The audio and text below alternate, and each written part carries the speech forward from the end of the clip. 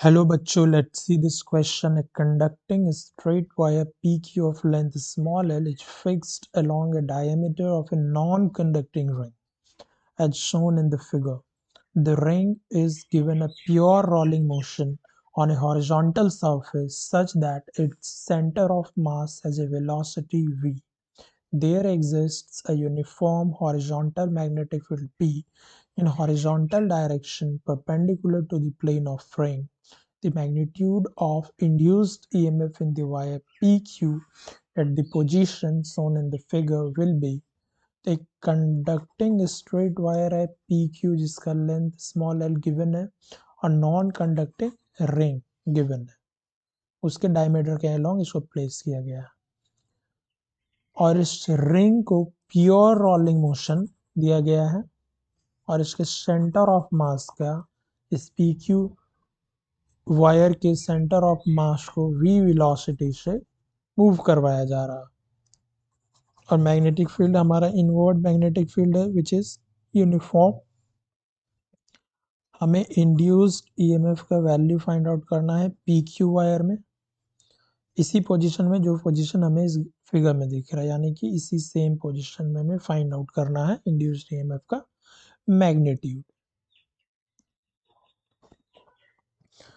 तो आप देख सकते हो कि ये जो हमारा रिंग है, ये रिंग जो है हमारा वो नॉन कंडक्टिंग रिंग है।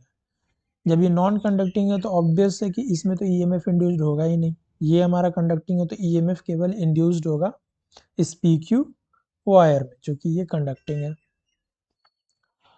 तो इसको हम लोग, अब ये नॉन कंडक्टिंग, ये कंडक्टिंग है और इस रिंग को प्योर रोलिंग मोशन दिया गया है, ये प्योर रोलिंग मोशन कर रहा है। तो ये प्योर रोलिंग मोशन के केस में जाते हैं, ये जो पॉइंट है यहाँ पर Q पॉइंट है, ये आपको ओमेगा वेलोसिटी से केवल प्योर रोटेशन करेगा। ये पॉइंट मूव तो नहीं करेगा क्योंकि प्योर रोलिंग हो रहा है, तो इसमें केवल ये क्या करेगा, प्योर रोटेशन करेगा, प्योर रोटेशन करेगा विथ ओमेगा एंगुलर वेलोसिटी के साथ। और सेंटर ऑफ मास का वेलोसिटी हमें v दिया गया है, तो हम लोग यहाँ से v की वैल्यू फाइंड आउट कर सकते हैं। That will be equal to omega into l/2 और हमारा इंस्टेंटेनियस एक्सिस ऑफ रोटेशन भी यहीं से पास करेगा, यहीं से हमारा इस Q पॉइंट से पास करेगा।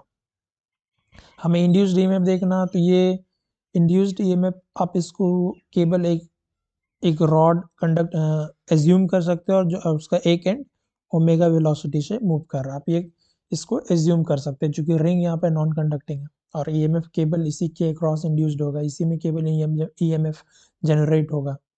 तो ईएमएफ का फॉर्मूला क्या होता है इस वाले केस में, EMF is equal to half B omega L square, यही होता है हमारा ईएमएफ।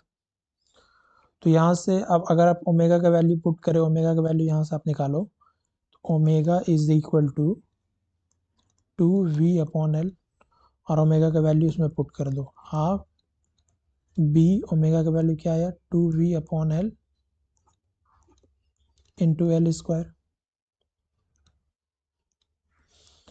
तो ये हाफ हाफ कैंसिल, लेंथ और एक लेंथ का कैंसिल, तो it will be equal to PVL।